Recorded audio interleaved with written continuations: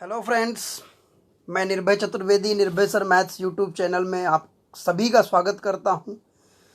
जैसा कि अलजेब्रा की सीरीज चल रही है और हमने लास्ट लेक्चर्स में बहुत सारी इंपॉर्टेंट बातों का डिस्कशन कर लिया है।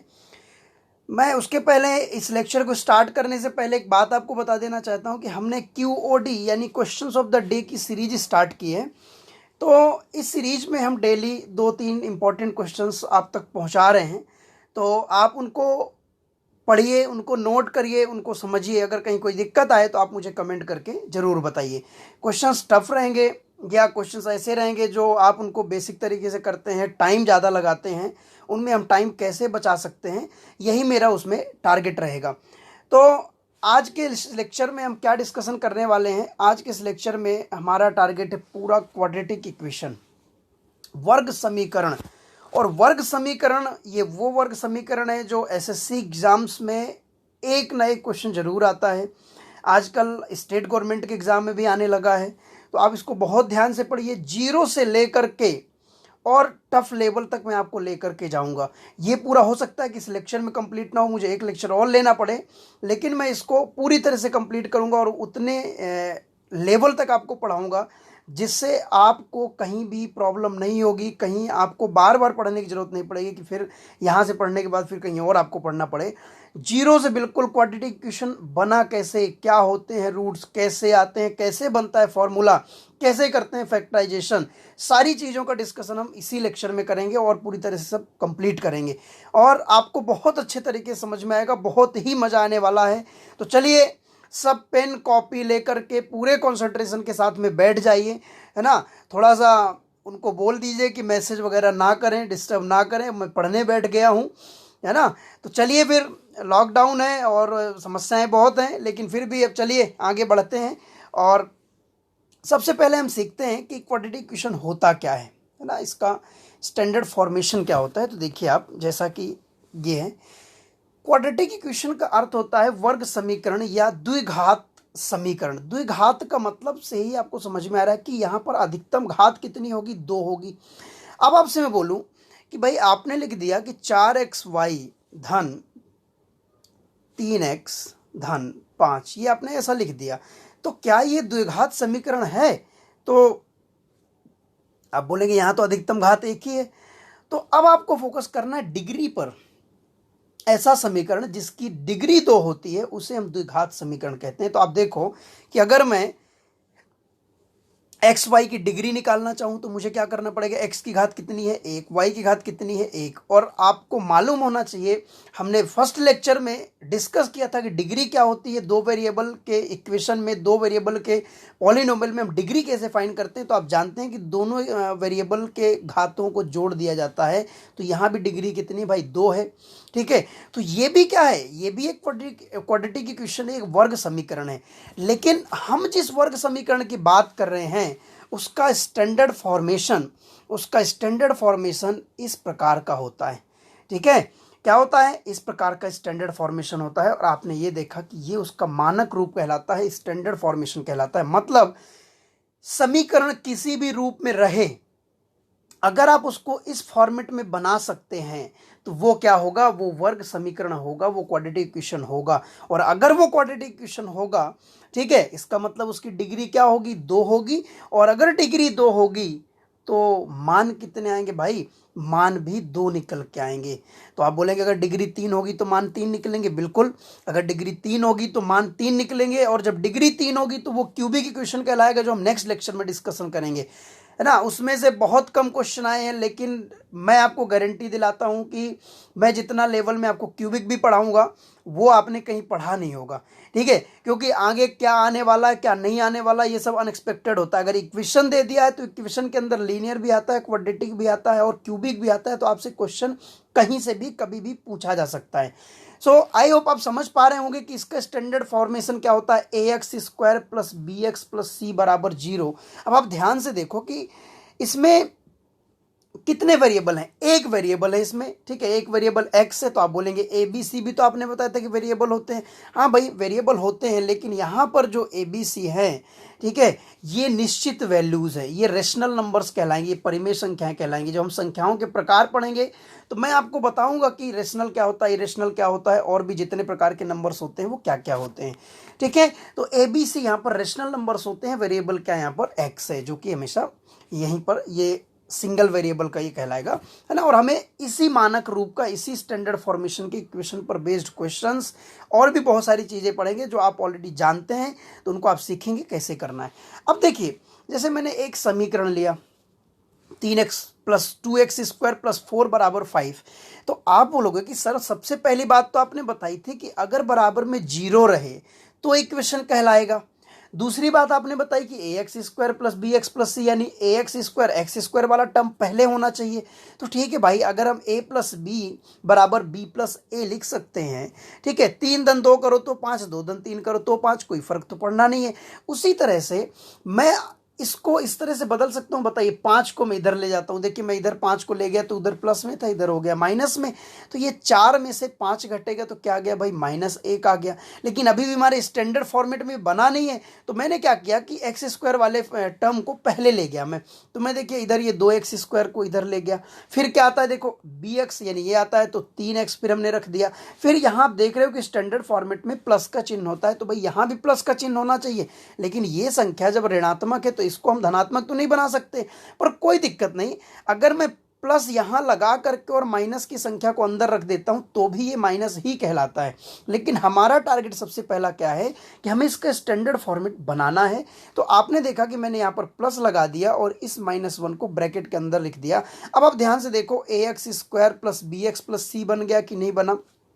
अब अगर मैं बोलूं कि आप ax² plus bx plus c से इसकी तुलना करो, तो आप बोलोगे कि सर a की जगह यहाँ 2 है, मतलब a का मान कितना होगा, 2 होगा। b की जगह 3 है, मतलब b का मान कितना होगा, 3 होगा। और c की जगह आप ध्यान से देखो, c की जगह क्या है, -1 है, तो c का मान क्या होगा, -1 होगा। ये बहुत छोटी सी बात है, लेकिन मैं इससे आया हुआ क्वेश्चन आपको जब आगे बताऊंगा तो आपको भरोसा होगा कि इसको हम कैसे कर सकते हैं, इसकी ज़रूरत है क्या, तो हम आगे देखेंगे इसको, है ना। तो चलिए और आगे समझते हैं, और आगे क्या है, ये देखिए, ये आपका स्टैंडर्ड फॉर्मेट है। मेन क्या है, ax² plus bx plus c बराबर 0। मैं इसको कैसे कैसे लिख सकता हूं, आप देखिए, ax² प्लस bx माइनस सी बराबर 0, इस तरह का समीकरण भी आ सकता है। तो आप इस -c को यहां पर प्लस -c ऐसे लिख सकते हैं, ठीक है। अगर आप देखो ax² माइनस bx प्लस सी का फॉर्मेट में आपको समीकरण दे दिया, तो आप यहां पर प्लस इंटू माइनस बी लिख सकते हैं, बाकी सब सेम रहेगा, ठीक है। इस फॉर्मेट में भी आ सकता है, तो आप बताओ इसको प्लस इंटू माइनस बी, और इसको आप क्या लिख सकते हैं, प्लस इंटू माइनस सी। मतलब आपको किसी भी हालत में इस पैटर्न में जरूर बदलना पड़ेगा, ठीक है। क्या हम बिना बदले फैक्टराइज कर सकते हैं, तो बिल्कुल कर सकते हैं, मैं आगे आपको सिखाऊंगा, है ना। और ये क्या है, ये वही स्टैंडर्ड फॉर्मेट है। मतलब आपने देखा कि यहां पर आप देखिए, इधर माइनस हो सकता है ना, या इधर माइनस हो सकता है, या इन दोनों जगह माइनस हो सकता है, ठीक है, या दोनों जगह प्लस हो सकता है। क्लियर, मतलब ये इतने फॉर्मेट में बन करके आपके पास आएगा। तो अगर ये इतने फॉर्मेट में बन करके आएगा तो हम इसको कैसे फैक्टर करेंगे और इसकी वैल्यू कैसे निकालेंगे, वो बात को हम आगे सीखेंगे। चलिए, बहुत छोटी छोटी बातें बहुत बेसिक रूप में मैं आपको क्लियर करता जा रहा हूँ, ठीक है। जिन लोगों ने पहले पढ़ रखा है वो भी कॉन्सेंट्रेशन के साथ में पढ़ते रहें, आगे कुछ ना कुछ नया जरूर मिलेगा, ये मैं आपको पूरे श्योरिटी के साथ में कह सकता हूं। तो चलिए आगे बढ़ते हैं। आगे आपको मिला methods to find values of quadratic equation, ठीक है, वैल्यूज ऑफ क्वाड्रेटिक इक्वेशन, है ना। देखिए कौन कौन सी ऐसी विधियां हैं जिनके माध्यम से हम इनका मान निकाल सकते हैं। तो आप देखिए, सबसे पहले क्या दिख रहा है भाई, ये है फैक्टराइजेशन मेथड, गुणनखंड विधि, ठीक है। गुणनखंड का मतलब क्या होता है, किसी भी चीज के टुकड़े कर देना, गुणनखंड यानी गुणा के रूप में खंडित करना, ठीक है। इस मेथड को हम सीखेंगे। जैसे आपको ये लिखा रहता था x², है ना, प्लस कुछ भी लिख दिया 6x धन 7 बराबर 0, तो हम इसके कैसे फैक्टर करें, ठीक है, इसके हम किस तरह से फैक्टर करें कि गुणा करने पर ये मिले और जोड़ने घटाने पर ये मिले, ठीक है। और जब गुणा किया ऐसे फैक्टर हम नहीं बना पाते हैं तो वहाँ पर कहीं ना कहीं इरेशनल वैल्यू हमें मिलती है, और जब ऐसी वैल्यू मिलती है तो उसके लिए हमें दूसरी मेथड पर जाना पड़ता है, और वो कहलाता है श्रीधराचार्य फॉर्मूला मेथड।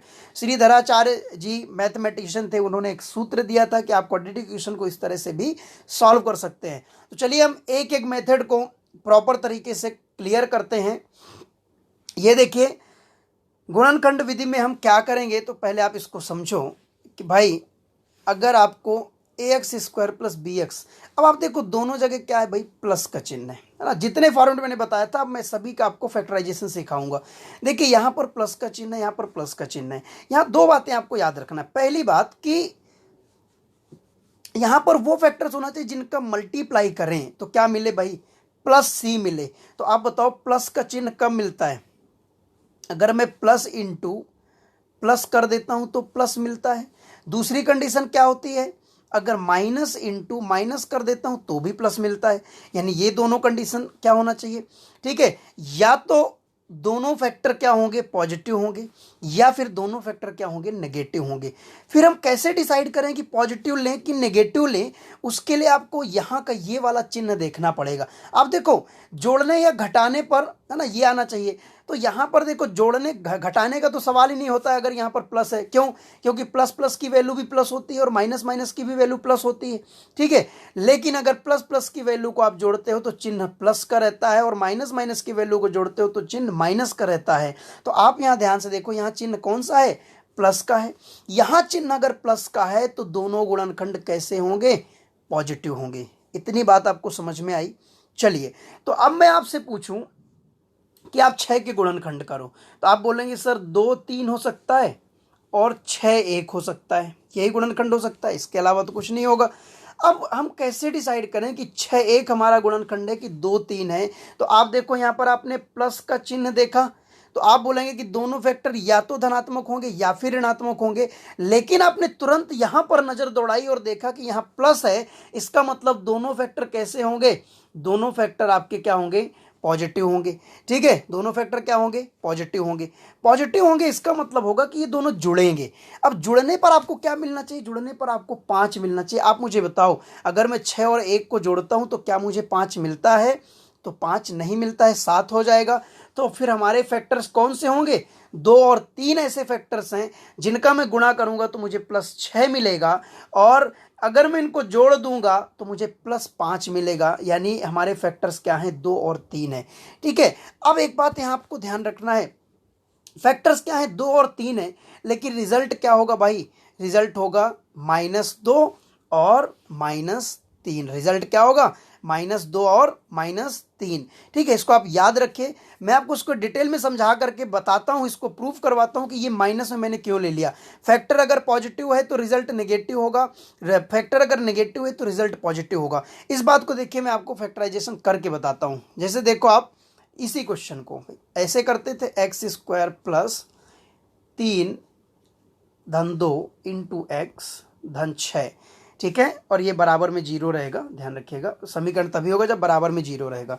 अब देखिए, ये एक्स स्क्वायर प्लस एक्स का गुणा हो जाएगा 3x धन 2x धन 6 बराबर 0। तो आप देखो, यहाँ से मैं x कॉमन लेता हूँ, अंदर क्या बचेगा, x प्लस 3 प्लस 2, और यहाँ भी क्या बचेगा, x प्लस 3 बराबर क्या, 0। आप देखिए, यहाँ से हम कॉमन लेंगे तो x प्लस 3 और ये x प्लस 2 बचेगा बराबर क्या, 0। आप बताओ, जब x प्लस 3 बराबर आप 0 रखेंगे तो रिजल्ट क्या आएगा भाई, x बराबर -3 आएगा, और जब आप x प्लस 2 बराबर 0 रखेंगे तो रिजल्ट क्या आएगा, x बराबर -2 आएगा। तो आप देखो, अंदर फैक्टर कैसे थे, ये पॉजिटिव थे दोनों, लेकिन इनका रिजल्ट दोनों को क्या आया है, नेगेटिव आया है। तो इस बात को आपको याद रखना है कि अगर फैक्टर्स पॉजिटिव हैं तो रिजल्ट क्या होगा, नेगेटिव होगा, अगर फैक्टर्स नेगेटिव हैं तो रिजल्ट क्या होगा, पॉजिटिव होगा। चलिए एक बार मैं फिर आपको इसको समझाता हूं उस तरह से, बेसिक मतलब ट्रिकी अप्रोच में। आपने 6 देखा तो कौन से फैक्टर 2 3 आए दिमाग में, क्योंकि 6 और 1 तो आएगा नहीं, क्योंकि देखो यहाँ पर प्लस है तो दोनों फैक्टर या तो प्लस के होंगे या नेगेटिव होंगे। लेकिन आपने यहाँ तुरंत प्लस देखा तो दोनों फैक्टर्स पॉजिटिव होंगे। अगर दोनों फैक्टर्स पॉजिटिव होंगे तो दोनों का योग 5 आना चाहिए, मतलब हम 2 और 3 हमें फैक्टर्स मिल गए। तो आंसर कितना आएगा, इसका आएगा -2 और ये कितना आएगा, -3। यानी मैंने आपको बोला था कि वर्ग समीकरण के 2 मान होते हैं, तो वो मान क्या है, -2 है, और एक मान क्या है, -3 है। आप देख रहे हो कि बहुत आसान तरीके से हम निकाल पा रहे हैं। अब हम आगे और भी इस तरह के 4-5 क्वेश्चन देखेंगे, आपको और अच्छे समझ में आएगा और बहुत मजा आएगा। चलिए नेक्स्ट क्वेश्चन देखिए, ये क्वेश्चन आपके सामने सेम क्वेश्चन मैंने लिया, बस चिन्ह में बदलता जा रहा हूं, है ना। यहां पर बराबर में 0 रहेगा, ध्यान रखिएगा। अब देखो, आप फैक्टर करना है, आपने यहां पर प्लस देखा तो भाई दोनों फैक्टर्स या तो पॉजिटिव होंगे या तो नेगेटिव होंगे, ठीक है। लेकिन आपने यहां तुरंत माइनस देख लिया तो भाई दोनों फैक्टर्स कैसे होंगे, माइनस के होंगे। ये बात आपकी क्या हो गई, कंफर्म हो गई। अगर यहां प्लस तो दोनों फैक्टर्स प्लस के, अगर यहां माइनस तो दोनों फैक्टर्स माइनस के। क्लियर है। कब, जब यहां प्लस रहे तब, है ना, क्योंकि plus into plus plus, minus into minus plus, ठीक है। और दोनों केस को आपको ध्यान रखना है। अब देखो फैक्टर्स क्या होंगे भाई, तो 2 3 और 6 1 हो सकते हैं, लेकिन 6 1 7 होता है। यहां पर हमें -5 थी तो 3 2 5 करेंगे तो -5 आ जाएगा। अब देखो, अब माइनस का फैक्टर है तो रिजल्ट कैसा आएगा आपका, प्लस का आएगा। ये माइनस का फैक्टर है तो रिजल्ट कैसा आएगा आपका, प्लस का आएगा। तो ये आपके क्या हो गए, आंसर्स हो गए। आई होप आप समझ पा रहे होंगे, ठीक है। चलिए आगे और देखते हैं हम, और फॉर्मेट है हमारे पास में। ये देखिए, अब यहां पर माइनस का चिन्ह हो गया। अब कंडीशन बदल गई। कंडीशन क्या हो गई, गुणा करने पर माइनस आना चाहिए। तो आप मुझे बताओ कि गुणा करने पर माइनस कब कब आता है। एक फैक्टर माइनस प्लस का, दूसरा फैक्टर माइनस का, तो प्लस इंटू माइनस क्या होता है, माइनस होता है। इसी को उल्टा कर दूं, एक फैक्टर माइनस का, एक फैक्टर प्लस का, तो रिजल्ट क्या होगा, माइनस का। क्लियर है कहानी, ठीक है। आप देख पा रहे हैं कि अगर मैं प्लस इंटू माइनस करता हूं तो माइनस मिलता है, माइनस इंटू प्लस करता हूं तो माइनस मिलता है। अब आप बताओ, अगर यहां पर माइनस का चिन्ह हुआ तो एक फैक्टर पॉजिटिव दूसरा नेगेटिव, या एक फैक्टर नेगेटिव दूसरा पॉजिटिव, बात एक ही, ऐसा होगा। लेकिन अगर यहां पर प्लस का चिन्ह है, अगर यहां पर प्लस का चिन्ह है तो बड़ा वाला फैक्टर क्या होगा, बड़ा वाला फैक्टर पॉजिटिव होगा। क्यों, क्योंकि एक धनात्मक और एक ऋणात्मक संख्या हमेशा घट जाती है और चिन्ह बड़ी संख्या का रहता है। आप ये बताओ कि मुझे यहां अगर प्लस का चिन्ह चाहिए तो मुझे बड़ी संख्या को पॉजिटिव रखना पड़ेगा। अगर मैंने बड़ी संख्या को ऋणात्मक कर दिया तो यहां का चिन्ह माइनस आ जाएगा। क्लियर है कहानी, ठीक है।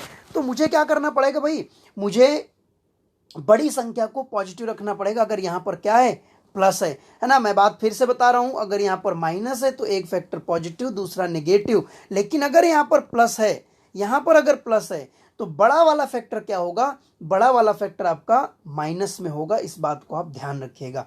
तो चलिए अब हम इसका फैक्टराइजेशन करके देखते हैं।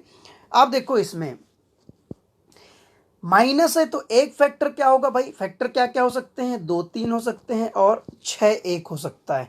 आप मुझे बताओ, अगर मैं यहां पर देख रहा हूं कि माइनस, अगर मैंने माइनस देखा तो एक फैक्टर पॉजिटिव एक फैक्टर नेगेटिव, मतलब एक धनात्मक और एक ऋणात्मक संख्या मतलब घटेगी। और घटने पर मुझे क्या मिलना चाहिए, प्लस का 5 मिलना चाहिए। तो देखो यहां से तो मिल नहीं सकता घटने पर, तो घटने पर यहां 1 या -1 आएगा। तो फिर मेरा फोकस कहां रहेगा, 6 और 1 पर रहेगा। अब जब मेरा फोकस 6 और 1 पर रहेगा तो आप मुझे बताओ कि 6 और 1 में बड़ा कौन है, तो आप बोलेंगे 6 बड़ा है। यहां पर चिन्ह कौन सा है, धन का है। मैंने अभी अभी आपको बताया कि बड़ा वाला फैक्टर क्या होगा, पॉजिटिव होगा। तो मतलब 6 कैसा होगा, प्लस का होगा। तो फिर 1 कैसा होगा, ऋणात्मक होगा। अब देखो, आप 6 एकम 6 करो, -6 आ रहा है, और 6 में से 1 घटाओ, प्लस का 5 आ रहा है। अब रिजल्ट आप समझ चुके हैं कि अगर फैक्टर पॉजिटिव है तो रिजल्ट नेगेटिव होगा, अगर फैक्टर नेगेटिव है तो रिजल्ट क्या होगा, पॉजिटिव होगा। तो ये आपके इसके आंसर होंगे। आप उस तरीके से फैक्टर करके देखिएगा, आपको आंसर यही मिलेगा। आई होप आप समझ पा रहे होंगे। चलिए आगे और देखते हैं इसी प्रकार से। अब आपके पास ये नया फॉर्मेट आ गया। देखिए यहां बराबर में क्या होगा, 0 होगा। यहां भी माइनस है और यहां भी माइनस है। तो सबसे पहले हम यहां के माइनस को देखेंगे। तो आप देखिए, या तो फैक्टर पॉजिटिव होगा या तो फैक्टर नेगेटिव होगा, या फैक्टर नेगेटिव होगा या फैक्टर पॉजिटिव होगा, एक ही बात है। लेकिन आपने भाई जैसे यहां पर माइनस देखा तो एक बात तो आपको समझ में आ गई कि एक पॉजिटिव एक नेगेटिव मतलब घटेंगे। पर घटने में आपको क्या मिलना चाहिए, ये माइनस की संख्या मिलना चाहिए। तो आप बताओ, अगर आप चाहते हो कि हम दो संख्याओं को घटाएं और घटने में ऋणात्मक मिले तो आप ये जानते हैं कि बड़ी संख्या को ऋणात्मक रखना पड़ेगा, क्योंकि एक पॉजिटिव और एक नेगेटिव नंबर हमेशा माइनस हो जाती हैं और साइन बड़ी नंबर का रहता है।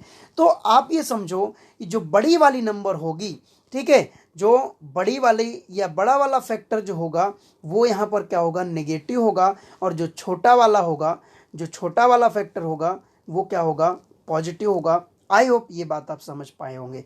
चलिए अब हम आगे इसको निकालते हैं। इसको देखिए, ये बराबर 0 है।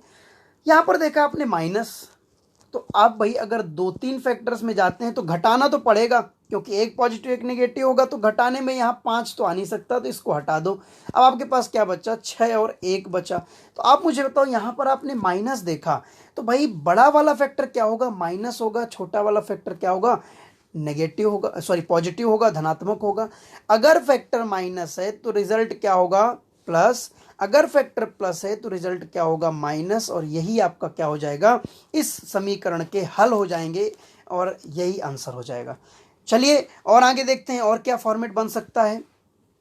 अब देखिए, एक फॉर्मेट ये बन सकता है, ठीक है। ये फॉर्मेट ये क्या बना आपके पास में कि अभी तक आपने देखा कि एक्स स्क्वायर के बगल में कुछ भी नहीं होता था, मतलब 1 होता था, लेकिन आपको अब एक्स स्क्वायर के बगल में दे दिया, कितना दिया है भाई, 2 दे दिया है। तो ऐसे केस में आपको क्या करना है, देखिए ये चिन्ह तो यहाँ पर वही हो सकते हैं जितना आपने अभी हमने सीखा, वो सारे प्लस माइनस माइनस माइनस, ठीक है। ये माइनस प्लस कुछ भी ऐसा हो सकता है। आप देखो यहाँ पर जैसे ही आपने कोफिशिएंट देखा, तो सबसे पहला आपको काम करना है, इनका गुणा करना है। यानी आप क्या करेंगे, 2 गुणे 17 करेंगे, ठीक है। 2 गुणे 17 करेंगे, कितना आया, 34 आया। अब आपको सबसे पहले देखना है यहाँ पर कौन सा चिन्ह है भाई, प्लस का चिन्ह है। तो जो भी 2 फैक्टर्स होंगे, या तो पॉजिटिव होंगे दोनों, और या फिर क्या होंगे, या तो पॉजिटिव होंगे दोनों, या फिर नेगेटिव होंगे दोनों। लेकिन आपने यहाँ पर प्लस का चिन्ह देखा, इसका मतलब दोनों फैक्टर्स क्या होंगे, पॉजिटिव होंगे। क्या होंगे, दोनों फैक्टर्स पॉजिटिव होंगे। कौन से फैक्टर्स होंगे, तो आपको देखना है कि भाई इसका तो गुणा करके चेक करने की जरूरत नहीं, क्योंकि ये वही आएगा, आप यहीं से फैक्टर बना रहे हो। आपको देखना है कि जोड़ने पर 19 आना चाहिए, ऐसे फैक्टर्स बनाना है। तो आप मुझे बताओ, अगर मैं 2 और 17 को जोड़ दूं तो 19 आएगा कि नहीं आएगा, मतलब एक फैक्टर 2 होगा, दूसरा फैक्टर क्या होगा, 17 होगा। तो आप बताओ, ये फैक्टर पॉजिटिव है तो रिजल्ट कैसा आएगा, नेगेटिव आएगा। ये फैक्टर पॉजिटिव है तो रिजल्ट कैसा आएगा, नेगेटिव आएगा। क्लियर है कहानी। आपको इसमें नया क्या करना है कि जो भी कोफिशिएंट रहेगा उसका आपको इसमें गुणा कर देना है। तो अब बताओ, अब आंसर आ गया क्या, अभी आंसर नहीं आया। आपने जिस 2 का गुणा किया था, आपने जिस 2 का गुणा किया था, उससे आपको इनको डिवाइड भी करना पड़ेगा। यानी आप क्या करोगे, -2/2 करोगे तो कितना आएगा, -1। और -17/2 करोगे तो ये कितना आएगा, -8.5 आएगा, ठीक है। 2 8 16, 2 5 10। क्लियर है कहानी, आपको इतना समझ में आया। मैं एक बार फिर से आपको एक्सप्लेन कर देता हूं कि आपको क्या करना है। सबसे पहले इसका आपको गुणा करना है। आपने इधर प्लस का चिन्ह देखा, यहां भी प्लस देखा, मतलब दोनों फैक्टर्स पॉजिटिव होंगे। और वो फैक्टर 17 2 19, यानी एक फैक्टर 2 होगा और दूसरा फैक्टर 17 होगा।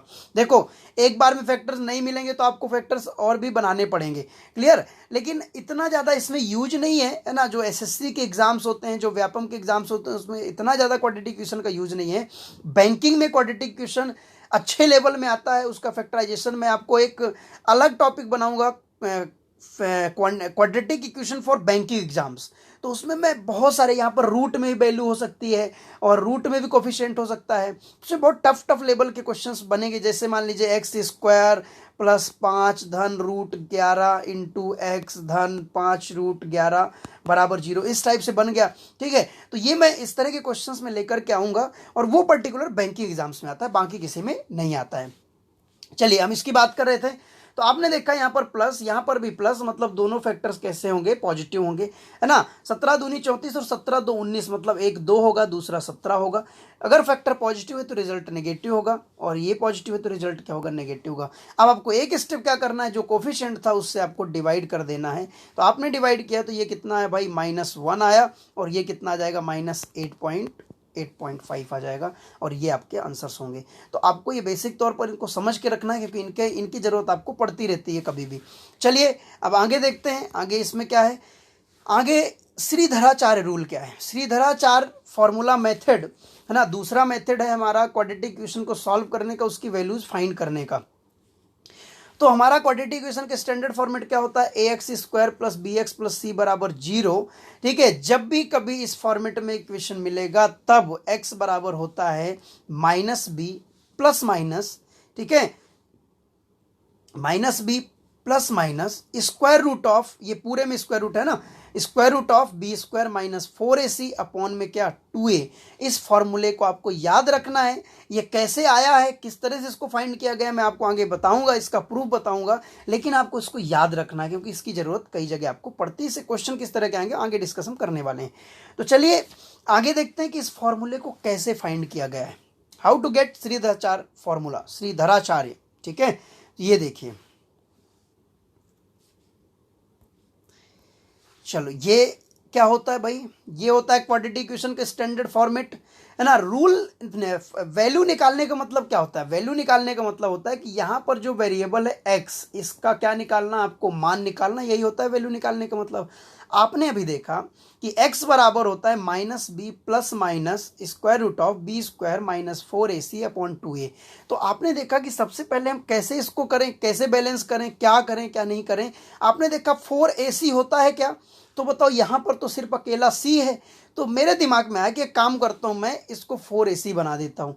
लेकिन आपको क्या करना पड़ेगा, 4ac बनाने के लिए 4 का मल्टीप्लाई, तो सिर्फ इसमें तो गुणा कर नहीं सकते हो, तो आपको मजबूरी में पूरे में इसमें गुणा करना पड़ेगा। देखिए मैंने इसमें पूरे में 4a का गुणा कर दिया और इधर भी दोनों साइड किया, तो ये 0 इंटू 4a, दोनों साइड मैंने क्या किया, 4a से गुणा कर दिया इसमें। अब देखिए एक एक स्टेप आप सॉल्व करिए, तो इसका जब इसमें गुणा होगा तो 4a स्क्वायर एक्स स्क्वायर बनेगा, इन दोनों का गुणा होगा तो 4ab x बनेगा, और इसका गुणा होगा तो ये क्या हो जाएगा, 4ac आ जाएगा, बराबर में इनका गुणा होकर 0 हो जाएगा। अब आप देखो फॉर्मूले में 4ac था तो 4ac हमें दिखने लगा। ठीक है, अब हमें और समझना है, तो अब हम क्या करें।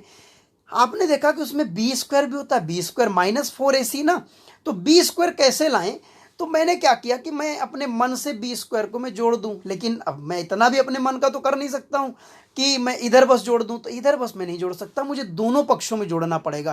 ठीक है, अगर आप किसी भी समीकरण के दोनों पक्षों में समान बैलेंस करते हो तो कोई फर्क नहीं पड़ता। देखिए मैंने यहाँ भी बी स्क्वायर जोड़ा और यहाँ भी बी स्क्वायर जोड़ दिया, इतनी बात क्लियर है आपको।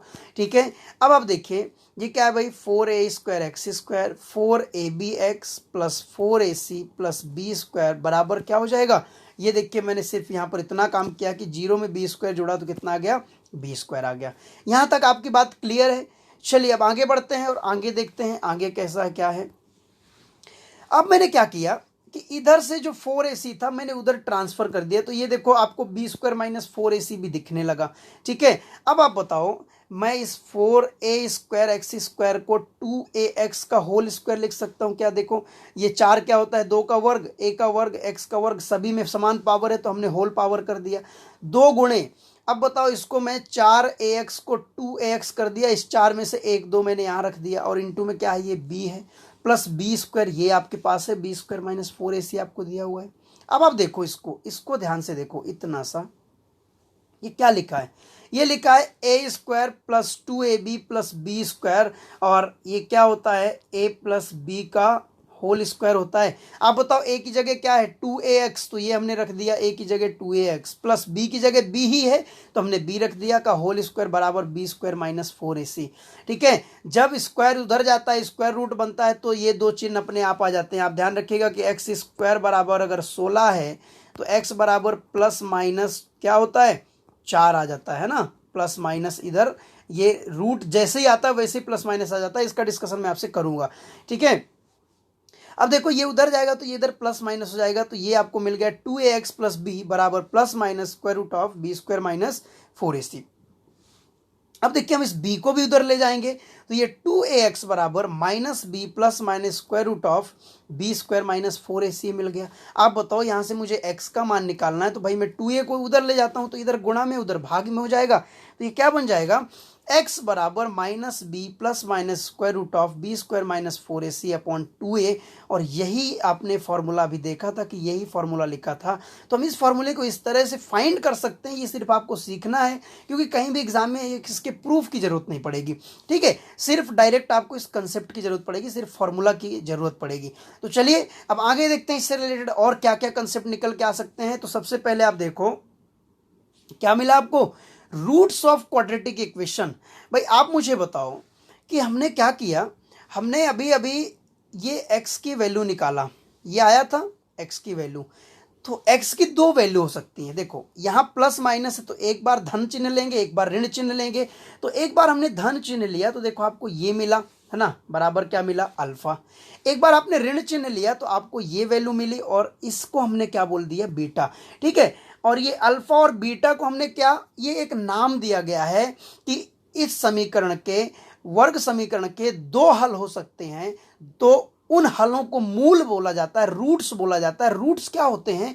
रूट्स वो मान होता है जो किसी समीकरण को सेटिस्फाई कर दे, संतुष्ट कर दे। मतलब ये हुआ कि उसमें हम उस मान को रखें तो वो समीकरण 0 बराबर 0 हो जाना चाहिए। ठीक है, उसी को क्या कहते हैं? मूल कहते हैं, रूट कहते हैं। क्लियर है कहानी?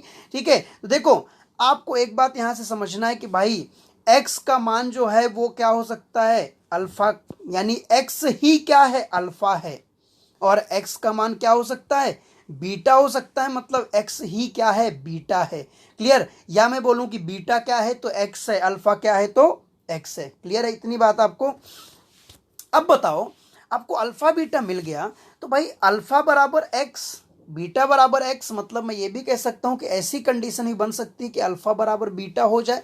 ऐसा भी हो सकता है, क्योंकि जब दोनों का मान x के बराबर है तो भाई मैं ऐसा लिख सकता हूं कि x बराबर अल्फा और x बराबर बीटा। तो आप देख रहे हैं कि जब ये साइड बराबर है तो अल्फा बराबर बीटा भी हो सकता है। इस कंसेप्ट की बहुत ज़रूरत पड़ेगी आपको। एक बात फिर से मैं बता दूं कि क्या बोला मैंने कि x ही अल्फा है और अल्फा ही क्या है? x है। ठीक है, x ही बीटा है और बीटा ही क्या है? x है। और अल्फा बीटा बराबर भी हो सकते हैं, ऐसी कंडीशन भी आपके पास बन सकती है। ठीक है, तो ये अल्फा बीटा क्या कहलाते हैं? Alpha beta are the roots of the quadratic equation. ठीक है, क्या कहलाते हैं? ये वर्ग समीकरण के मूल कहा जाता है इनको। चलिए और आगे बढ़ते हैं। अब इन्हीं मूलों का योग है ना, कौन से मूल भाई? अब आपको याद रखना है, कोई आपसे पूछे वर्ग समीकरण के मूल बताइए तो दो होते हैं, कौन? अल्फा और बीटा। उनका मान क्या होता है? अल्फा बराबर minus B plus square root of B square minus 4ac upon 2a, और ये बीटा बराबर minus B minus square root of B square minus 4ac upon 2a। आप ध्यान रखना ये दोनों मूल बराबर भी हो सकते हैं, अलग अलग भी हो सकते हैं, आगे समझेंगे कैसे। ठीक है, अब देखो मूलों का योग निकालना है। भाई मूलों का योग निकालना है मतलब इनको जोड़ना है, अल्फा प्लस बीटा को। आप मुझे ध्यान से यहां देख के बताओ, अगर मैं इनको जोड़ता हूं, मैंने अगर एक बार क्लीन कर देते हैं फिर बताता हूं मैं। देखिए अगर मैं इनको इनको अगर मैं जोड़ता हूं तो आप बताओ, ये 2a इसके बटे में जाएगा और इसके बटे में भी जाएगा है ना, ये इसके बटे में जाएगा, इसके बटे में जाएगा। तो ये देखो ये प्लस वाला है और ये माइनस वाला कैंसिल हो जाएगा। यहाँ से क्या बचेगा? देखो माइनस बी अपॉन 2a और माइनस बी अपॉन 2a, तो ये क्या हो जाएगा? दो बार है तो माइनस 2b अपॉन 2a हो जाएगा। तो देखो दो से दो कट गया तो ये क्या बचा आपके पास? Minus B upon 2a। आप बताओ समीकरण क्या होता है? ax square plus B x plus c बराबर 0। तो अगर मैं बोलूं कि माइनस बी अपॉन ए क्या है तो आप बताओ माइनस बी क्या है ना? कोफिशिएंट। बी क्या है भाई? एक्स का कोफिशिएंट। कोफिशिएंट का मतलब होता है गुणांक। ठीक है, एक्स का कोफिशिएंट क्या है? बी है। लेकिन यहाँ माइनस का चिन्ह देखिए, हम यहाँ माइनस का चिन्ह लगाएंगे और मैंने लिखा coefficient of x. Coefficient of x मतलब एक्स का गुणांक बटे कोफिशिएंट ऑफ एक्स स्क्वायर मतलब एक्स स्क्वायर का गुणांक। अगर हमको एक्स के कोफिशिएंट को एक्स स्क्वायर के कोफिशिएंट से डिवाइड कर दें और यहाँ माइनस चिन्ह लगा दें, वही क्या होता है भाई? मूलों का योगफल होता है। तो इस तरह से हम इसको फाइंड करते हैं। लेकिन आपको याद रखना है कि अल्फा प्लस बीटा बराबर क्या होता है? माइनस बी अपॉन ए होता है। इस बात को आपको पूरी तरह से रट लेना है, याद रखना है। क्लियर है कहानी? ठीक है, चलिए और आगे देखते हैं। मूलों का गुणनफल आया आपके पास, मूलों का गुणनफल। अब देखो मूलों का गुणनफल निकालेंगे है ना।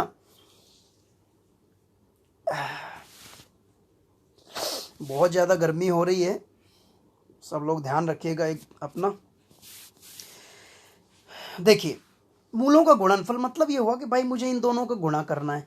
तो आप मुझे बताओ कि अगर मैं इन दोनों का गुणा करूंगा तो ये ऊपर ऊपर के मान का देखो, अगर मैं गुणा करता हूं तो आप देखो ये a प्लस बी, ये a माइनस बी, और आप जानते हैं कि a plus B into A minus B क्या होता है?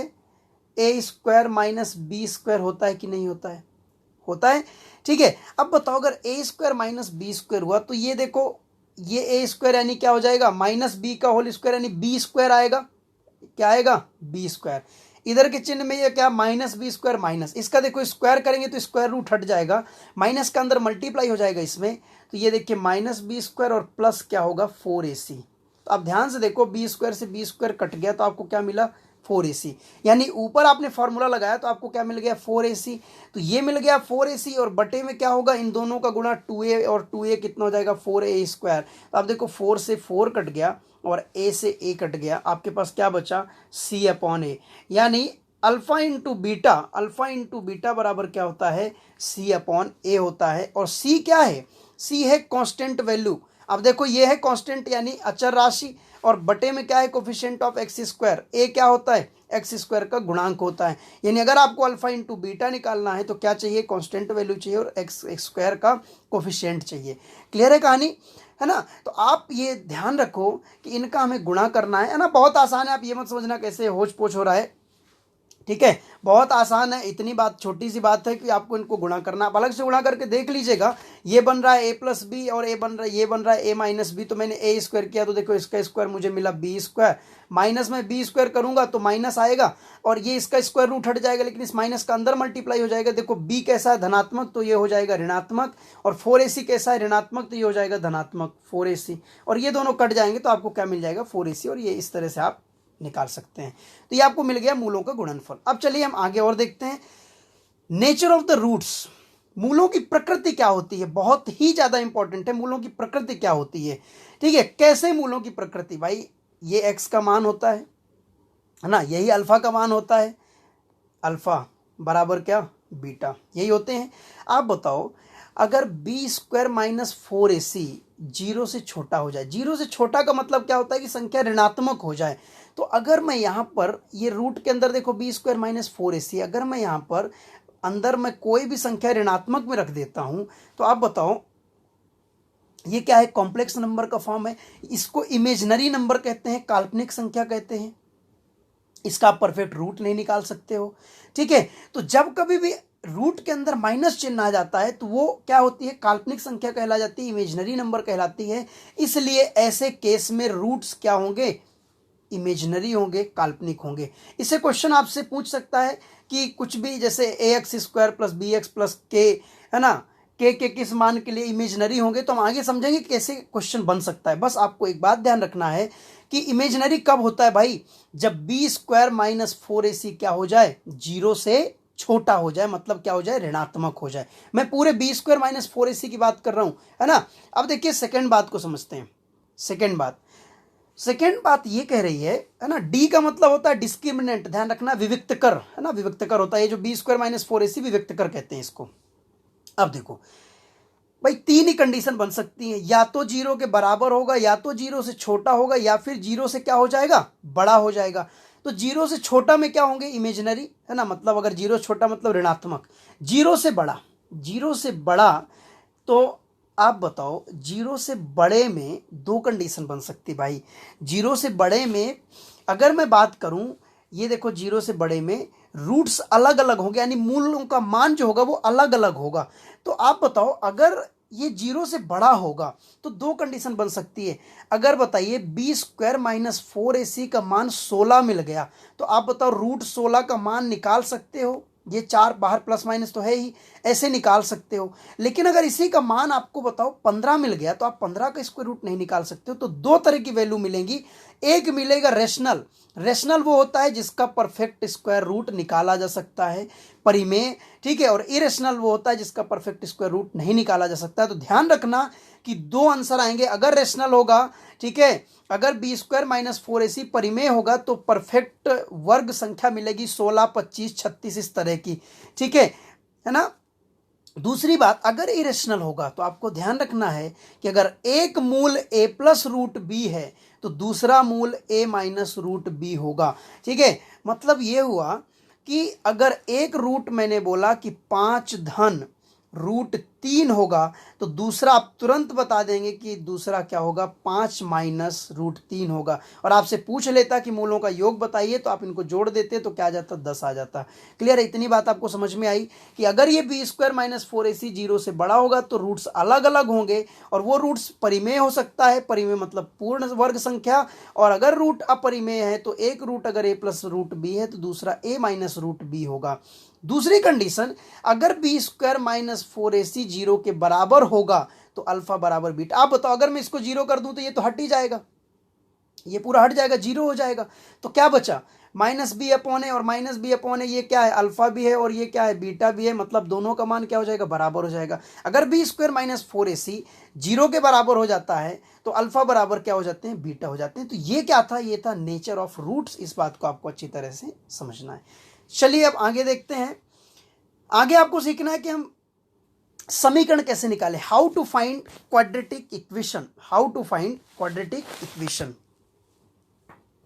1 मिनट, बहुत गर्मी हो रही है और आवाज प्रॉपर आप तक पहुंचे इसके लिए मैं फैन वगैरह भी नहीं ऑन कर सकता हूं।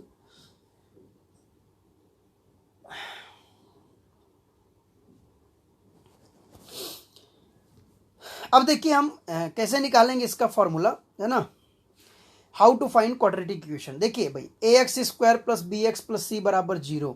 आपको सबसे पहले क्या करना है, इसको a से डिवाइड करना। a से क्यों डिवाइड कर रहे हैं, क्योंकि मूलों के योग में भी बटे में a होता है, -b/a होता है ना, और गुणन में क्या होता है, c/a, दोनों के बटे में क्या होता है, a होता है। तो हमने क्या कर दिया, सबसे पहले a से डिवाइड कर दिया। अब देखो ये a से a कट जाएगा, यहाँ क्या बचा, x²।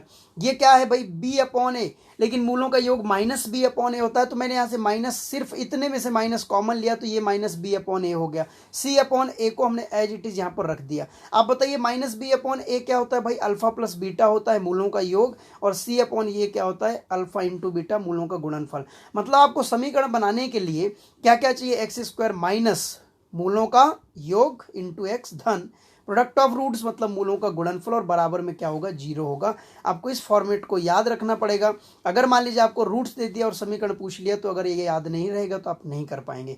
ठीक है, देखो मैं इसको सबको निकालना बता रहा हूँ, प्रूफ बता रहा हूँ, लेकिन इसका मतलब ये नहीं कि आप बस प्रूफ पर डिपेंड रहें कि हम इसे निकाल लेंगे, नहीं, आपको ये बात को याद रखना पड़ेगा, बहुत अच्छे तरीके से याद रखना पड़ेगा। ठीक है, चलिए आगे बढ़ते हैं। आगे क्या है, आगे हम अब क्वेश्चंस देखेंगे इससे रिलेटेड, बहुत ही महत्वपूर्ण क्वेश्चंस, और जो एग्जाम में पूछे गए क्वेश्चंस हैं वो देखने वाले हैं। तो देखिए आप, इसमें आपसे बहुत सारे क्वेश्चन पूछा हुआ है। एक इक्वेशन दे दिया, x² - 3x + 2, और आपसे क्या क्या पूछ रहा है भाई, अल्फा प्लस बीटा बताइए, अल्फा इंटू बीटा बताइए, 1/अल्फा धन 1/बीटा, अल्फा² धन बीटा², अल्फा³ धन बीटा³, अल्फा की घात 5 धन बीटा की घात 5, अल्फा/बीटा² धन बीटा/अल्फा², अल्फा² धन बीटा²/अल्फा³। ये सारे मान आपको निकालना है।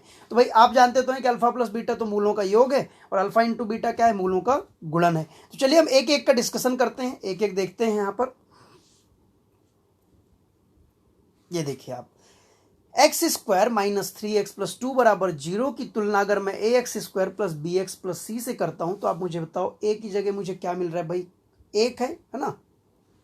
b की जगह क्या है, -3 है कि नहीं है, तो ये देखिए b की जगह -3 रख दिया। c की जगह क्या है भाई, 2 है, तो ये हमने c की जगह 2 रख दिया। क्लियर है कहानी। आप बताओ, अल्फा प्लस बीटा यानी मूलों का योग क्या होता है, -b/a, तो माइनस b का मान कितना है, -3 है, तो यहां भी माइनस है, माइनस माइनस क्या हो जाएगा, +3, और बटे में देखो a कितना, 1, तो ये मान कितना आ गया आपका, 3 आ गया। अल्फा इंटू बीटा क्या होता है, c/a, देखो c का मान कितना आपके पास, 2 है, हमने 2 रख दिया। a का मान क्या है, 1 है, हमने 1 रख दिया, तो आपका आंसर क्या गया, 2/1 मतलब 2। ठीक है, इसको देखो 1/अल्फा धन 1/बीटा, अगर मैं इसको सॉल्व करूंगा तो भाई 1/अल्फा धन 1/बीटा ये लिखा हुआ है। आप जब लघुत्तम लेंगे तो अल्फा इंटू बीटा आएगा, अल्फा से अल्फा कटेगा तो ये क्या होगा, यहाँ पर बीटा प्लस अल्फा या अल्फा प्लस बीटा ऐसे आ जाएगा। ठीक है, मतलब मुझे यहाँ ऊपर क्या रखना है, मूलों का योग कितना आया, मूलों का योग 3 आया। ठीक है, देखो ध्यान से समझना कि अगर आपसे डायरेक्ट ये क्वेश्चन पूछ रहा है तो पहले आपको ये दोनों निकालना पड़ेगा। ठीक है ना। तो अल्फा प्लस बीटा हम क्या रखेंगे यहाँ, 3, और अल्फा इंटू बीटा क्या रखेंगे, 2 रखेंगे, और आपको ये आंसर मिल जाएगा 3/2। चलिए और आगे के और देखते हैं। ये देखिए आपसे ये पूछ रहा है, तो इसमें फिर से वही देखिए, ये सारी चीज़ें तो हमने पहले ही मान लिया है, आपको अल्फा प्लस बीटा भी मिल गया, अल्फा इंटू बीटा भी मिल गया है। ठीक है, आपसे क्या पूछा है, alpha square plus beta square. तो आप ये ध्यान रखो, ए स्क्वायर प्लस बी स्क्वायर बराबर होता है ए प्लस बी का होल स्क्वायर माइनस 2ab। हमारा आगे का जो चैप्टर होगा बीज गणितीय सर्व समीकरण एल्जेब्रिक आइडेंटिटीज, वहां पर मैं ये सब फाइंड करना आपको सिखाऊंगा, निकालना बताऊंगा कैसे निकाला गया है, लेकिन निकालना बताऊंगा उसके बाद भी आपको याद रखना पड़ेगा कि ए स्क्वायर प्लस बी स्क्वायर बराबर होता है ए प्लस बी का होल स्क्वायर माइनस 2ab। ठीक है, तो ये देखिए भाई, ए प्लस बी का होल स्क्वायर यानी alpha plus beta, alpha plus beta कितना है आपके पास 3 है, आप यहां पर रख दीजिए, माइनस 2 इंटू अल्फा बीटा, तो 2 इंटू अल्फा इंटू बीटा कितना है भाई 2 है, ये हमने रख दिया, 3 3 9 माइनस 4, आंसर कितना आ गया 5 ना। आपसे पूछ रहा है alpha cube plus beta cube, तो a cube plus b cube होता है ए प्लस बी का whole cube minus 3ab into में ए प्लस बी। ये फॉर्मूला भी मैं निकालना बताऊंगा, लेकिन आपको याद रखना है। ठीक है, देखिए ए प्लस बी का होल क्यूब, तो भाई ए प्लस बी कितना है 3, 3 का cube minus 3 into alpha into beta, यानी ये है आपके पास में 2, और इंटू में क्या अल्फा प्लस बीटा, ये 3, 3 त्रिका 9 त्रिक 27 और 3 दूनी 6 त्रिक 18, 27 में से 18 माइनस होगा, आंसर कितना हो जाएगा 9। चलिए और आगे देखते हैं,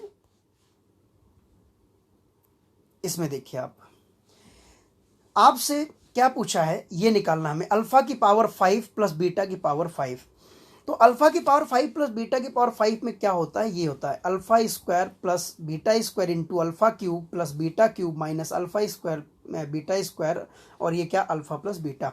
ठीक है, ये अगर आपसे टफ पूछेगा तो इसी तरह से पूछेगा, याद रखिएगा, और अगर ये टफ पूछेगा तो आपको alpha square plus beta square निकालना पड़ेगा, ये इस तरह से। ठीक है, क्या निकाले 5, alpha cube plus beta cube भी निकालना पड़ेगा, अभी हमने निकाला, लास्ट में मैंने बता दिया, देख लीजिएगा।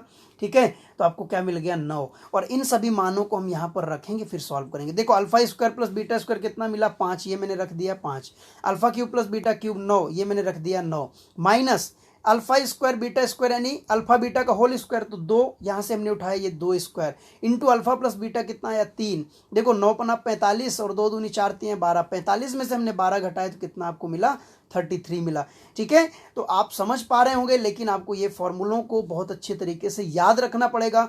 दुनिया का कोई व्यक्ति बोले कि मैं ये मैजिक बता दूंगा वो मैजिक बता दूंगा, लेकिन आप मुझे बताना अगर बिना याद किए आपका काम चल जाए तो। चलिए और आगे देखते हैं, देखिए ये आपसे पूछा हुआ है ना, फिर से वही अल्फा बीटा सेम क्वेश्चन चल रहा है इधर, है ना। अल्फा प्लस बीटा हमने निकाल लिया था, अल्फा इंटू बीटा भी हमने निकाल लिया था, ये हमें मान मिल गया था। अब आपसे पूछ रहा है अल्फा बटे बीटा स्क्वायर धन बीटा बटे अल्फा स्क्वायर। आप बताओ अगर मैं इसका लघुत्तम लूंगा तो अल्फा स्क्वायर बीटा स्क्वायर आएगा। ठीक है, अब देखो बीटा स्क्वायर से बीटा स्क्वायर कैंसिल होगा तो यहाँ बचेगा अल्फा क्यूब, है ना, और बीटा क्यूब ये क्या हो जाएगा, अल्फा स्क्वायर कैंसिल होगा तो ये हो जाएगा बीटा क्यूब, है ना। ये इतना लघुत्तम आप लेके इसको सॉल्व करिएगा। आप बताओ alpha cube plus beta cube, है ना, अगर ये कुछ दिया नहीं रहेगा ना तो इसकी तो हमें जरूरत यहाँ पर है नहीं, है ना। Alpha cube plus beta cube आपको फाइंड करना पड़ेगा इस तरह से, अगर डायरेक्ट ये आपसे क्वेश्चन पूछ रहा है तो। अल्फा क्यूब बीटा क्यूब कितना है 9, और अल्फा बीटा का होल स्क्वायर बन जाएगा, ये तो 2 का स्क्वायर कितना आ जाएगा 4, तो आंसर क्या हो गया 9/4। चलिए और आगे देखते हैं, ये देखिए अब इस क्वेश्चन में क्या पूछा है, अल्फा स्क्वायर बटे बीटा क्यूब बीटा स्क्वायर बटे अल्फा क्यूब। फिर से वही करना आपको, है ना, अल्फा स्क्वायर बटे क्या beta cube plus beta square बटे अल्फा क्यूब। इनका लघुत्तम लेंगे तो अल्फा बीटा का होल क्यूब आएगा, देखिए ये, है ना। अल्फा ये बीटा क्यूब कैंसिल होगा तो क्या होगा भाई, अल्फा क्यूब का गुणा इसमें से करेंगे तो अल्फा की घात 5 बन जाएगा, बीटा क्यूब का गुणा इसमें करेंगे तो बीटा की घात 5 बन जाएगा, और अल्फा की घात 5 धन बीटा की घात 5। ठीक है, ये हम कैसे निकालते हैं, अभी मैंने निकालना बताया था कि ये फॉर्मूला होता है अल्फा स्क्वायर धन beta square into alpha cube धन beta cube minus alpha square beta square into alpha plus beta, और ये आप मान निकाल चुके हैं, कितना है ये 5 आया, ये 9 आया। तो आप देखो मैं यहाँ मान रखूंगा तो ये 5 गुणे 9 45, और माइनस कितना हो जाएगा, ये माइनस आपका देखो अल्फा बीटा स्क्वायर यानी ये 4, और गुणे अल्फा इंटू बीटा कितना हो जाएगा, अल्फा प्लस बीटा 3, तो ये कितना हुआ 4 3 12, तो 45 में से आप 12 घटाएंगे तो कितना मिलेगा आपको 33, और अल्फा बीटा का होल क्यूब यानी 2 का होल क्यूब कितना हो जाएगा, ये 8, तो ये आपके पास में आ गया आंसर। आई होप इतना आप समझ पा रहे होंगे। एक जैसे क्वेश्चन थे लेकिन अलग अलग जब पूछे जाएंगे तो कोई ये क्वेश्चन देखो ये टफ कहलाएंगे, लेकिन आप 2-4 बार जब प्रैक्टिस करोगे तो क्वेश्चन बहुत आसान हो जाएंगे। चलिए और आगे बढ़ते हैं और देखते हैं क्या है, ये देखिए क्वेश्चन यहाँ पर। अब मैं आपको सिखाऊंगा, मैंने आपको अभी भी बताया था कि अगर एक मूल ए प्लस रूट बी हो तो दूसरा मूल ए माइनस रूट बी होता है। ऐसा मैंने डायरेक्ट अभी बोल दिया था, ठीक है। लेकिन ऐसा कब क्यों होता है इस बात को मैं आपको अभी समझाऊंगा, ठीक है। समझ पा रहे हैं? बहुत अच्छे से ध्यान से पढ़ते रहिए, बिना टेंशन के, रिलैक्स होकर के, ठीक है। ये होता है, और ये कब होता है? जब बी स्क्वायर माइनस 4ac अपरिमेय होता है, इरेशनल होता है। आप मूलों की प्रकृति एक बार और देखिएगा। अब देखिए मैं इसको आपको समझाता हूं। मूल का मतलब क्या होता है? मूल का मतलब होता है कि समीकरण का एक मान। आप बताओ, अगर मैं समीकरण के एक मान की बात करूं अल्फा की, तो ये होगा minus B plus root of B square minus 4ac upon 2a। और ये एक रूट दिया है, मतलब ये इसके बराबर है कितना भाई? 4 प्लस रूट 3, और बटे में क्या यहाँ 1 है। आप मुझे बताओ 2a का मान कितना है? 2a का मान क्या है? 1 है कि नहीं है? क्लियर है कहानी? ठीक है। आप बताओ यहाँ से भाई बी स्क्वायर माइनस 4ac का मान कितना है? बी स्क्वायर माइनस 4ac का मान 3 है कि नहीं है? आप ध्यान से यहीं पर देख लो, ठीक है। और माइनस बी का मान कितना है? 4 है। माइनस बी का मान कितना है? 4 है। ये है। आप बताओ अगर मैं यहाँ से बीटा निकालना चाहूँ तो ये क्या होगा? Minus B minus square root of B square minus 4ac upon 2a ही होगा कि नहीं होगा? तो आप बताइए ये कितना हो जाएगा? माइनस बी का मान कितना आपके पास? 4। यहाँ चिन्ह कौन सा है? Minus. Square root of B square minus 4ac का मान मैंने कितना बताया? 3। ये रख दीजिए, और बटे में 2a का मान कितना है? 1।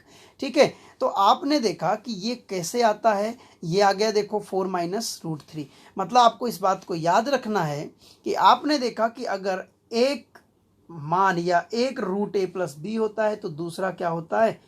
a minus root b. एक बात ध्यान रखना, जिसमें रूट लगा होगा उसके बगल वाला चिन्ह बदलता है। फिर से मैं आपको याद दिला दूं कि जिसमें रूट लगा होता है उसके बगल वाला चिन्ह बदलता है। क्लियर है कहानी? ठीक है। तो चलिए क्या हुआ ये, अब आप देखो सेकंड में निकालोगे भाई। अच्छा 4 प्लस रूट 3, तो आप तुरंत बताओगे दूसरा क्या हो जाएगा? 4 माइनस रूट 3। ठीक है। चलिए आगे और देखते हैं। इसी तरह का क्वेश्चन एक और आपके सामने देखिए, 4 धन 5 रूट 3। तो बताइए ये रूट इसमें लगा है तो ये चिन्ह बदलेगा, 4 माइनस क्या हो जाएगा? 5 रूट 3। यही होगा आंसर। ठीक है। चलिए और आगे देखते हैं। ये आपको दिया है, ये क्या दिया है? ये दिया है रूट 3 माइनस 1। तो मैंने क्या बोला भाई? आप बताओ, ये रूट 3 माइनस 1, इसके पहले कौन सा चिन्ह है? प्लस है। ये बदलेगा ना, ध्यान रखना। माइनस रूट 3 और माइनस 1 यही हो जाएगा। जहां रूट लगा रहेगा उसका चिन्ह बदलेगा, इस बात को ध्यान रखिएगा। ठीक है। चलिए और आगे बढ़ते हैं। आपसे क्या पूछ रहा है? Find the product of the roots of x square minus root 3 बराबर 0। आप बताओ अल्फा इंटू बीटा बराबर क्या होता है? सी अपॉन ए होता है। देखो एक्स स्क्वायर, इसको अगर मैं लिखूं तो एक्स स्क्वायर प्लस ये क्या हो जाएगा?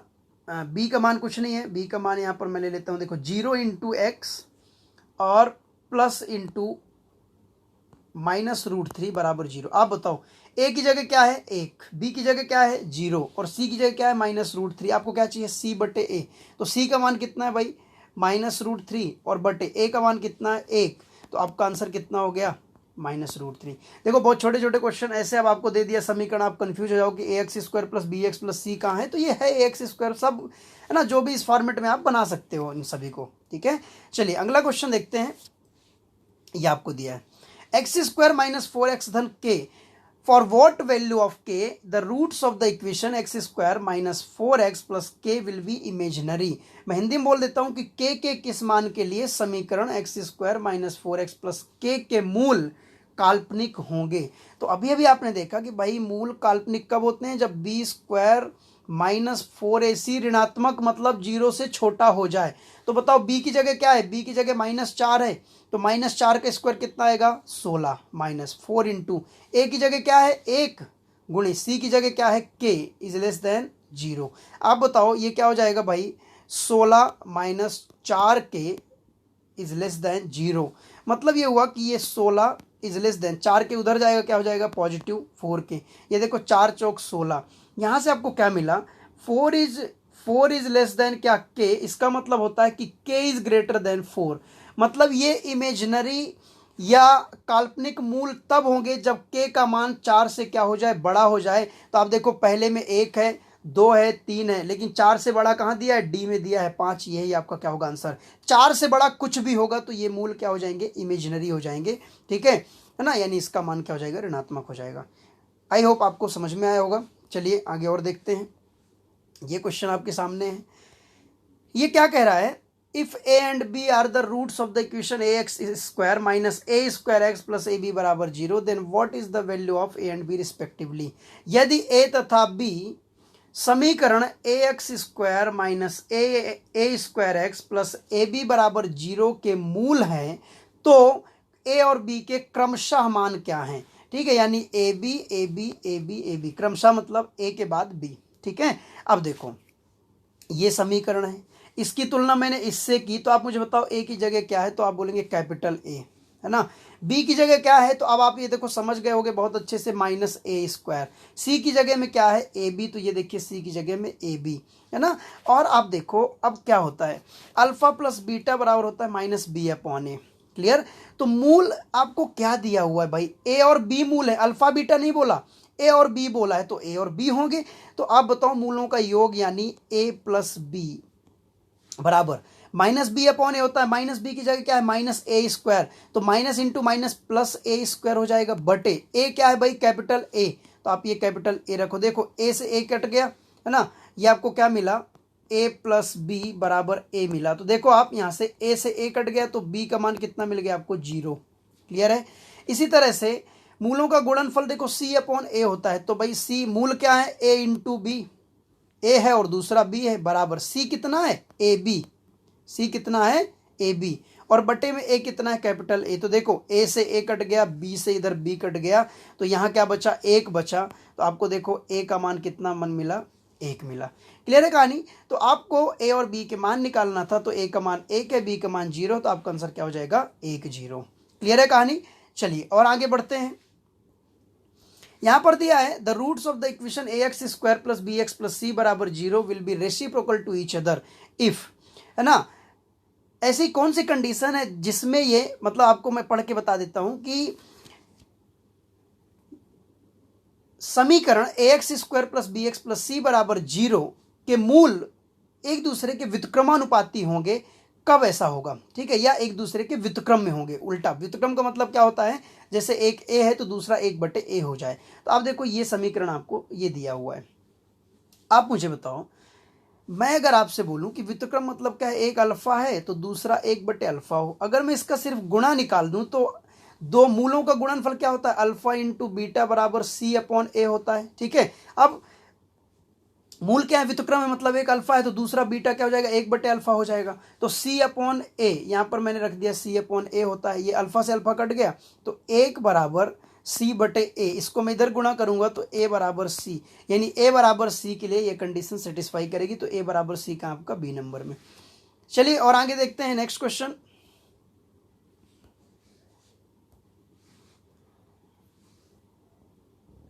ये देखिए आपको क्वेश्चन दिया हुआ है, if alpha and beta are the roots of the equation x square minus q into 1 plus x minus r बराबर 0, then find 1 plus alpha into 1 plus beta.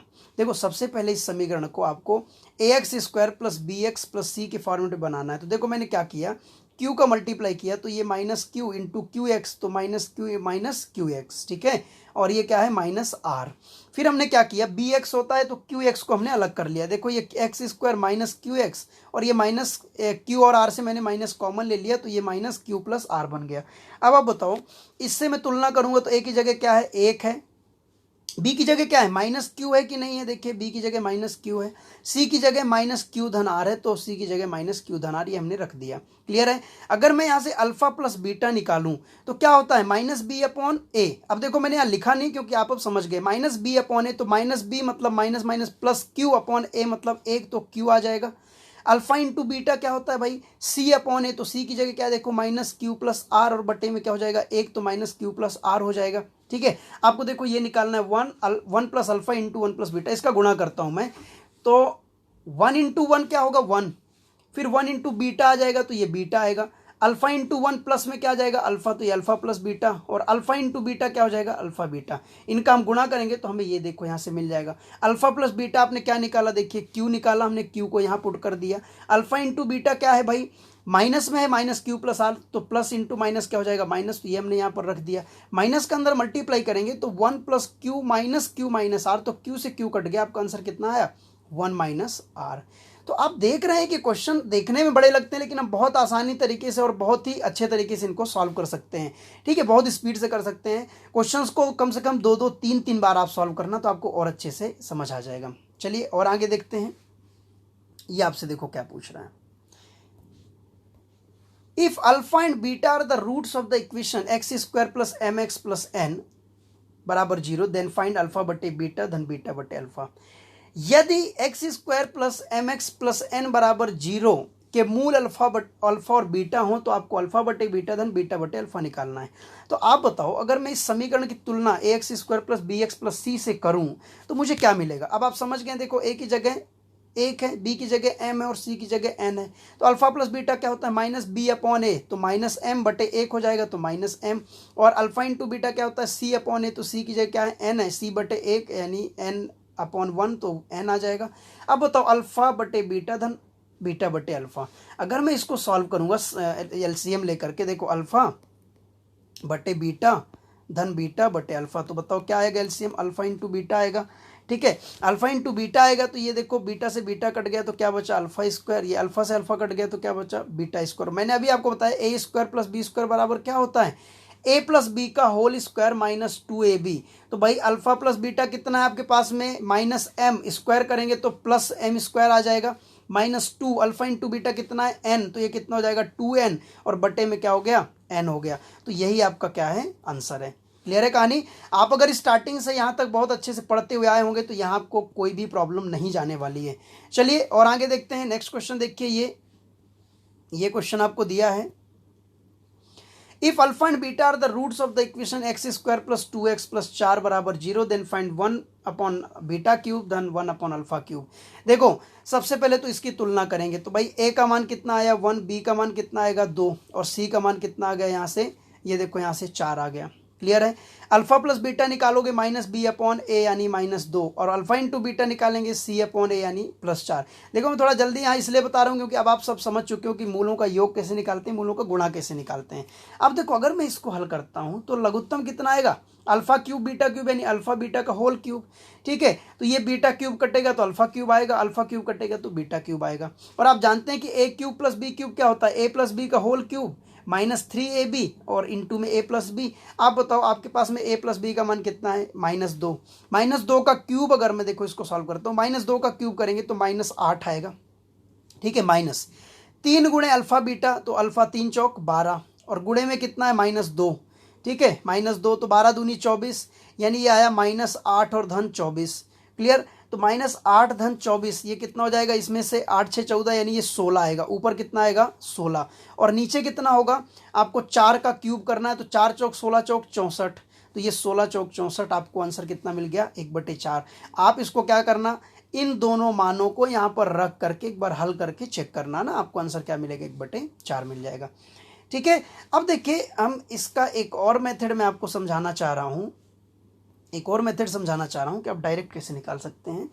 आप एक फॉर्मूला जानते होंगे कि a minus b into a square plus a b plus B square बराबर होता है a cube minus b cube.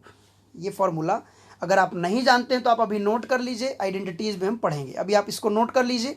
ठीक है, आप यहाँ ध्यान से देखो, a square plus a b plus 2 का स्क्वायर लिख सकता हूँ मैं इसको बी स्क्वायर, यानी ये तो दिख रहा है, मुझे क्या नहीं दिख रहा है a माइनस बी। ए की जगह क्या है यहाँ पर x है, और b की जगह क्या है 2 है। अगर मैं x माइनस 2 का गुणा कर दूं तो इसी तरह का बन जाएगा कि नहीं बन जाएगा, बन जाएगा कि नहीं बन जाएगा, है ना। लेकिन मैं सिर्फ इधर गुणा नहीं कर सकता, तो इधर गुणा करोगे भी तो कोई फर्क नहीं पड़ता क्योंकि 0 है। तो देखिए इसको आप नोट करिए। अब मैं इस फॉर्मेट में इसको बनाता हूँ, देखो आप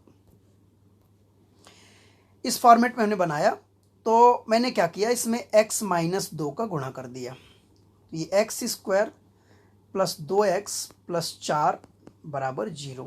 आप बताओ a minus b a square plus a b plus B square बन गया, तो इसको मैं क्या लिख सकता हूँ, उधर भी मैंने गुणा किया था ना, तो ये कुछ भी जीरो के साथ कुछ भी गुणा करो तो जीरो ही हो जाता है ना। तो a cube minus b cube मतलब 2 का क्यूब, तो 2 का क्यूब 2 दूनी 4 दूनी 8 बराबर क्या 0। तो आप बताओ एक्स क्यूब का मान कितना आ गया 8। अब ये जो एक्स क्यूब है यही क्या है, यही है अल्फा क्यूब, और यही क्या है, यही है बीटा क्यूब। ठीक है, क्योंकि यहाँ कुछ ऐसा कंफर्म तो है नहीं, अलग अलग तो आ नहीं रहा है, तो आप अल्फा क्यूब भी यही है, बीटा क्यूब भी यही है, आप सीधे यहाँ पर रख दीजिए 1 बटे बीटा क्यूब मतलब 8 धन 1 बटे अल्फा क्यूब मतलब 8, तो 1 1 2 बटे 8 और 2 चौके 8, तो आप देखो कितना आ गया 1 बटे 4। ठीक है, जहाँ पर मैंने इसका मान निकलवाया था तो मैंने आपको बताया था कि याद रखना कि एक्स ही अल्फा है, अल्फा ही एक्स है, एक्स ही बीटा और बीटा ही एक्स है और अल्फा ही बीटा है। क्लियर है, सब एक जैसे हैं। क्लियर कहानी। चलिए आगे बढ़ते हैं और ये क्वेश्चन देखते हैं, ये क्वेश्चन अच्छा है। ठीक है, if alpha and beta are the roots of the equation 8x square minus 3x धन 27, देन फाइंड अल्फा बटे बीटा स्क्वायर की पावर 1/3 है, ये ध्यान रखना, धन बीटा बटे अल्फा स्क्वायर की पावर 1/3 है ये। ठीक है, यहाँ भी ये 1/3, ये 1/3। आप देखो पहले मैं इस समीकरण की तुलना करूंगा, ए की जगह क्या आएगा 8 आएगा, बी की जगह क्या आएगा -3 आएगा, और सी की जगह क्या आएगा 27 आएगा। ठीक है, अब देखो मूलों का योगफल निकालोगे तो -b/a माइनस माइनस प्लस हो जाएगा, तो 3/8, और c/a यानी कितना हो जाएगा, ये 27/8 हो जाएगा। क्लियर है कहानी। ठीक है, अब देखिए सबसे पहले मैं इसको अगर हल करता हूँ तो भाई मुझे क्या करना पड़ेगा, ये अल्फा की घात में 1/3 है ना, बटे बीटा की घात में 2 की घात 1/3 यानी हो जाएगा 2/3, धन ये बीटा की घात में 1/3 बटे ये अल्फा की घात में भी क्या हो जाएगा 2/3। इसका लघुत्तम लेंगे तो अल्फा बीटा का मैं होल पावर 2/3 लिख सकता हूँ, ये लिख दिया। देखिए बीटा की घात 2/3 कटेगा तो यहाँ होगा अल्फा की घात 1/3 इंटू अल्फा की घात में 2/3, धन यहाँ क्या होगा बीटा की घात में 1/3 इंटू बीटा की घात में 2/3। ठीक है, आप देखो आधार समान है, घातें जुड़ जाएंगी, 1/3 धन 2/3 कितना होगा 3/3 होगा, 3/3 मतलब 1। तो आपको देखो ऊपर क्या मिला, ऊपर मिला अल्फा प्लस बीटा है ना, ये भी हो जाएगा 1, और ये नीचे क्या मिला आपको अल्फा बीटा का होल क्यूब, इतना आपको मिला। ये बात आप यहाँ तक समझ पाए हैं। ठीक है, चलिए इसको आगे बढ़ाते हैं, मैं इसको इरेज कर रहा हूँ, आप कॉपी कर लीजिएगा। अब देखो आपको मिला था अल्फा प्लस बीटा बटे अल्फा बीटा की घात में 2/3। आप बताओ अल्फा प्लस बीटा का मान कितना है 3/8 बटे ये कितना है भाई 27/8 की घात में 2/3। आप बताओ अगर मैं 27 को 3 की घात 3 लिख सकता हूँ और 8 को 2 की घात 3 लिख सकता हूँ, तो मैं इनका होल घात 3 लिख सकता हूँ कि होल पावर में कितना है, ये 2/3 है यहाँ पर, ये 2/3। देखिए 3 से 3 कट गया, तो ये मान आपको कितना मिल गया, ये मान आपको मिला, ये देखो ये 3/8 और बटे ये आपको मिल गया 3 त्रिकाई 9 और बटे क्या 4। तो देखो 4 दूनी 8 और ये 3 दूनी 6। ठीक है, सॉरी 3 त्रिकाई 9, 3 दूनी 6, तो आपको आंसर क्या मिल जाएगा, ये 1/6 मिल जाएगा। आप एक एक स्टेप बस यहाँ आपको मान रख करके सॉल्व करना है, तो आप इसको करिएगा तो आपको और अच्छे समझ में आ जाएगा। चलिए और आगे देखते हैं, ये क्वेश्चन आपको दिया हुआ है, बहुत इंपॉर्टेंट क्वेश्चन है। If the difference between the roots of the equation ax square plus b minus b x plus c बराबर 0 is 4, then which of the following is true. इनमें से कौन सा कथन सत्य है, ये आपको बताना है ना। मैं हिंदी में पढ़ देता हूँ। यदि समीकरण ax square minus b x plus c बराबर 0 के मूलों का अंतर 4 है तो निम्न में से कौन सा सत्य है। तो आप बताओ ax square minus b x, ठीक है, और प्लस सी, ठीक है। तो अब मैं इसकी तुलना करूंगा, तो अब आप देखो मुझे लिखने की जरूरत नहीं, क्योंकि आप अब समझ चुके हैं कि ए की जगह क्या है कैपिटल ए है ना, बी की जगह क्या है माइनस बी, और सी की जगह क्या है कैपिटल सी। तो मैं अगर अल्फा प्लस बीटा निकालूंगा तो क्या आ जाएगा माइनस बी, तो माइनस माइनस प्लस हो जाएगा बी अपॉन ए, और अल्फा इंटू बीटा निकालूंगा क्या आ जाएगा c upon a. Alpha minus beta आपको दिया हुआ है, ये फॉर्मूला आप याद रखना, ए माइनस बी का होल स्क्वायर बराबर होता है ए प्लस बी का होल स्क्वायर माइनस 4ab। तो देखिए अल्फा माइनस बीटा का होल स्क्वायर बराबर अल्फा प्लस बीटा का whole square minus 4 alpha beta. तो अल्फा माइनस बीटा का होल स्क्वायर यानी 4 का स्क्वायर है ना, अल्फा प्लस बीटा कितना है भाई बी बटे ए, तो बी बटे ए का square minus 4 into alpha into beta कितना है सी अपॉन ए। इसको हम सॉल्व करेंगे तो 16 बराबर बी स्क्वायर बटे ए स्क्वायर हो जाएगा ये, और 4 सी अपॉन ए हो जाएगा। यहाँ से देखो आप एलसीएम लोगे तो बटे में क्या आएगा ए स्क्वायर आएगा। ठीक है, इसको देखो मैं यहाँ बता देता हूँ, बी स्क्वायर बटे ए स्क्वायर माइनस क्या 4c अपॉन ए। अगर अलग उत्तम लोगे तो क्या आएगा यहाँ ए स्क्वायर, तो ए से ए कट गया। ठीक है, तो ये कितना बचा यहाँ पर, आप देखो ए स्क्वायर से ए स्क्वायर पूरा कटेगा, बी स्क्वायर बचेगा ये, है ना, ए से एक ए कटेगा तो 4ac ये आ जाएगा। क्लियर, और ये बटे वाला ए स्क्वायर इधर चला जाएगा तो ये क्या हो गया 16a स्क्वायर बराबर B square minus 4ac। Option में देखो कहाँ पर मिल रहा है, तो बी स्क्वायर माइनस 16 ये नहीं हो सकता। ठीक है, अब इसमें देखो यहाँ से अगर मैं इस 6 को इधर ले आऊँ, 6 को अगर मैं इधर ले आऊँ तो ये क्या बन जाएगा। ठीक है, ये बन जाएगा बी स्क्वायर। अगर मैं ऐसा भी कर सकता हूँ कि देखो मैं 10 को उधर ले जाता हूँ, चलो तो ये 16a स्क्वायर बन जाएगा, 4ac इधर आके माइनस हो जाएगा, तो यही बन जाएगा कि नहीं बन जाएगा, तो आपका आंसर क्या हो गया, बी नंबर हो गया। आई होप आप समझ पाए होंगे। चलिए दोस्तों, ये थी हमारी आज की क्लास, और नेक्स्ट क्लास में हम बहुत सारी और भी इंटरेस्टिंग चीजें समझेंगे, जिसमें से होगा